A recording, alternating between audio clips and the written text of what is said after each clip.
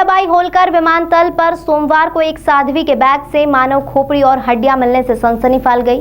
Bag की scanning में यह सामान दिखते ही तत्काल पुलिस को इसकी सूचना दी गई। जांच पड़ताल में पता चला कि साध्वी अपने गुरु की अस्थियों को विसर्जित करने हरिद्वार ले जा रही थी, लेकिन अनुमति नहीं होने के चलते साध्वी को दिल्ली जाने दिया, लेकिन वहीं अस्थियां और मानव खोपड़ी को इंदौर में ही रखा गया है।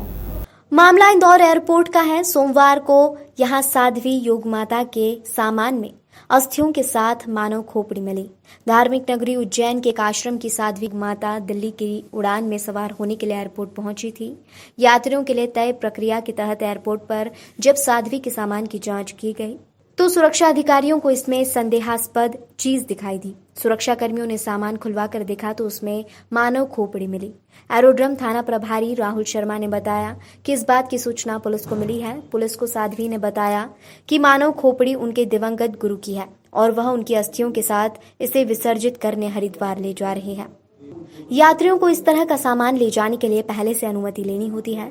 साध्वी ने यह अनुमति नहीं ली थी। अनुमति के अभाव के चलते साध्वी को इसके साथ हवाई सफर की इजाजत नहीं दी गई।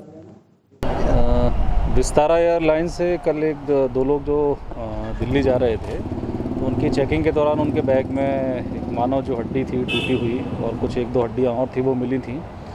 तो विस्तारा एयरलाइन वालों ने जो साध्वी जा रही थी उसके साथ योग माता सचदेव और उनके साथ एक और उनके साथी थे, वो भी इसी बाबा जैसे प्रवृत्ति के हैं वो भी।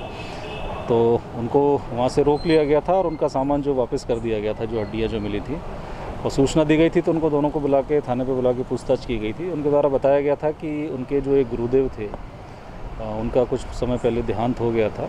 तो उनकी जो अस्थियाँ थीं जो विसर्जन के लिए वो लोग हरिद्वार ले जा रहे हैं। तो उनके द्वारा ये पूरी चीज़ें बताई गई थी, उनके कथन लेख किए गए थे।